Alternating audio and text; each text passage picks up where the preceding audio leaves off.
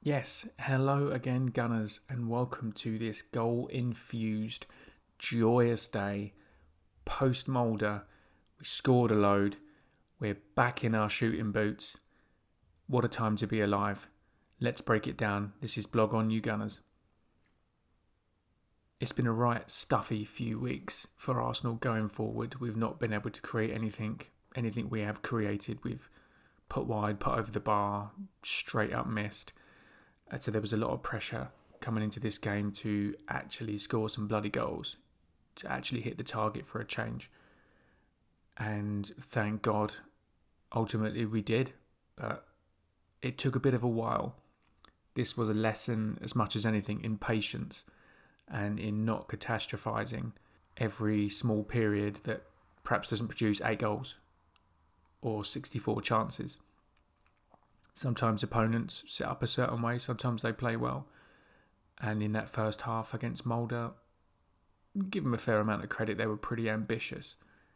They kept finding spaces in behind us. I think that was in part because of the accommodations we had to make in order to get us up the bloody pitch. You know, Pepe and Nelson started this one in the wide positions and they were pushing up quite high and looking to make some runs. And as a result, there were some pretty yawning gaps in the Cedric Suarez and Ainsley Maitland-Niles areas of the left and right back. Molde, I think, had seen what Leeds had done in those areas and followed suit. To that end, it was quite tough going in that first half. We were perhaps as fluid as we might have been. But it wasn't a complete write-off, wasn't a complete disaster. Pepe in particular, fresh from nutting Alioski, or tapping him with his forehead, whichever you prefer, was pretty productive in that first half. He, for a change, was able to get the ball into feet, turn and go at his man, which is a luxury he's not often afforded in the Premier League. I think smart teams don't afford him that luxury because we saw in the first half and especially in the second half, which we'll come to later, that if you let him turn and get on his left peg, he can do bits and pieces with it, you know. Best stuff in the first half came through him and Reiss Nelson as well. I think there were some neat interchanges with Reiss and Joe Willock on that left-hand side, getting in behind, creating chances, crossing the ball. I think Reiss had our only shot on target in that first half, if I remember right. But he was decent. He was decent throughout. He had an attack in brief from the manager, it looks like to me, relieving him of a few of those defensive responsibilities. And he did well. I think he thrived. I think you couldn't ask too much more from him in that first half, only perhaps a bit more in product for Nketiah and Lacazette to make the most of. I think it's after the break that we really started coming into our own. From a tactical perspective, I'm not sure that much changed. I think maybe we looked to get the ball forward a bit quicker. It was fairly slow, fairly cautious in the first half in terms of developing the attack. But it was much more rapid second half, and there were a lot more bloody spaces, to be honest. I'm not sure what Molde said at half-time or what changes they decided to make, but boy, were they open. I think if they'd have played as they did in the first half, they might have had more of a shout, but it was a colander of a defence in the second half, and that played right into our hands. We were really able to exploit the spaces in a way we weren't and haven't done for a long time. Teams tend to play quite smart and quite tight against us. Molde started that way, but in the second half there were oceans, and we looked dangerous with more or less every attack. Willock was much more involved, was much busier, was making runs with the ball at his feet, which was great. Pepe and Nelson had a much better second half. Not that they had a bad first half, but they really came into their own when they were able to turn and run and play into those spaces, and I think the results on the day were obvious. Pepe clattered the bar before he got his goal, and it was good. He was good value for that goal. You know, he was excellent coming in on his left. He's got a vicious shot. He's got a ridiculous left peg, and it was on show again for his goal and for the one that smashed the bar. So that was great for him. He needed that. He needed a performance, and he delivered it. But for the poor finishing of others, he might have had an assist or two to cap a really great night. We're going to need him in European and domestic cup competitions, as I mentioned in the blog post-match. And if he can keep doing that, brilliant. every goal chips away a little bit at those worries over his transfer fee, which are never going to go away, let's be honest. So the more he produces, the better. I think in particular of that one chance that he placed right on Eddie Nketiah's head, and Eddie almost hit it too well, almost headed it too flush, and it sailed over the bar, and that was a really good chance. And while we're on Eddie, I don't think it was a great night for him. Try as he might, and he does try, you can't deny that. He just could not find the back of the net or find the target, or I wonder whether he's trying too hard at times, whether he's too desperate to score, because he cannot stop scoring for the under-21s for England. He's got that confidence and verve that he doesn't seem to have for Arsenal. He tends to tense up, maybe, when he's in the red shirt. And I think there was a little bit of that again against Molde. He wants to impress. He wants to take his chance. I guess he can feel the pressure of someone like Balogun and perhaps to a lesser extent Lacazette, and it may be translating a little bit into his game, but let's hope we keep making chances for him and that he can put them away and that he's got a part to play, because he works hard and he's hungry for it. Lacazette, another pretty underwhelming night for him. I think there were goals to be had there on the day, and there was a chance to really fill your boots, but he didn't fill his boots in any meaningful way. There were a few nice touches and flicks and runs here and there, but in the crux of it, in the real big moments, he was fussy, he was taking too many touches, he just wasn't getting a bloody shot off, man. Just hit the target. There's no real pressure with this game, so you should be able to be a bit more expansive, take a few more risks.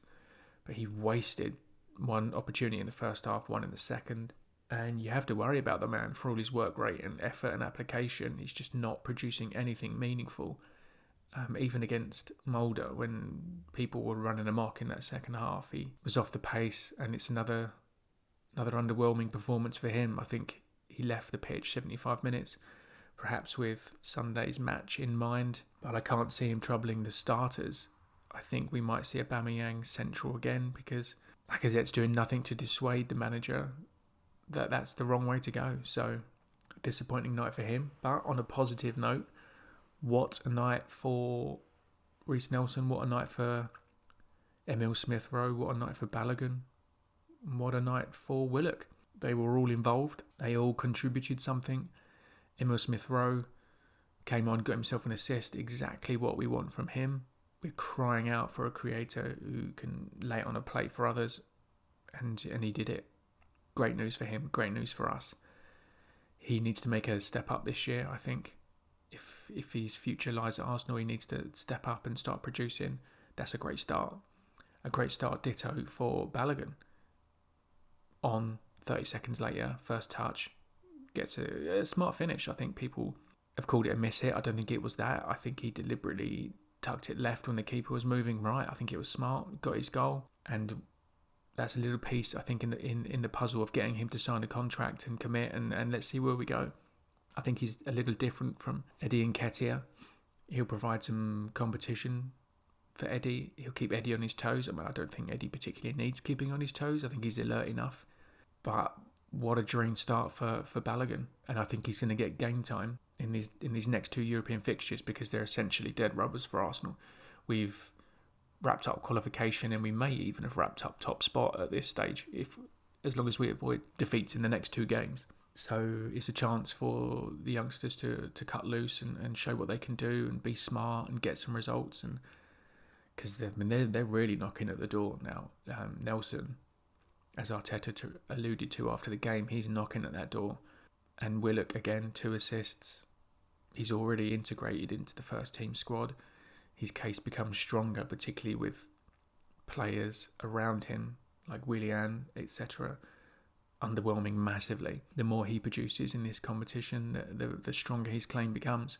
And I think it's also promising for Emile Smith-Rowe and Balogun. If they keep doing what they're doing, they're not quite as close to the first team as Reiss and Joe are. But how do you get there? You keep scoring, you keep assisting, you keep performing well, and you keep training well. And they're starting to do that. So a positive night for us. We scored some goals.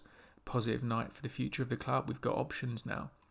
I don't think these kids are the solution right now to our creative problems, but they're only going to get better. I think there's potential to grow in most of them, and that's only good for us. So if we can get integrating them into the first team and show a clear passage, they can step up at the same time, then great. As for the Europa League, brilliant. It's done and dusted. We're into the next round as fuss-free as you could have hoped. We've got a chance to rest and rotate in the next couple of games, and that's perfect. You couldn't have asked for more. What we want now is to translate some of that good stuff into the Premier League against Wolves, and we'll do a preview maybe tomorrow, maybe Sunday morning for that game, but it's going to be about carrying that momentum over and taking a little slice of that attacking intent and applying it to the senior team where the balance is too much in the opposite direction. So if we can take some of that and sprinkle it over the senior team, we can be a bit more productive and hopefully get a bloody result and start seeing some opportunities and some open play goals again. So here's to that. Here's to a win. Here's to qualification. It's good to feel good again. And that's it for now. Gunners, thanks for listening again. This has been Blog on You Gunners. This is our post-match reaction. Stay tuned tomorrow for the build-up to the Wolves game. If you can give us a like and a share or a comment, anything you can manage, much appreciated as always. Take care.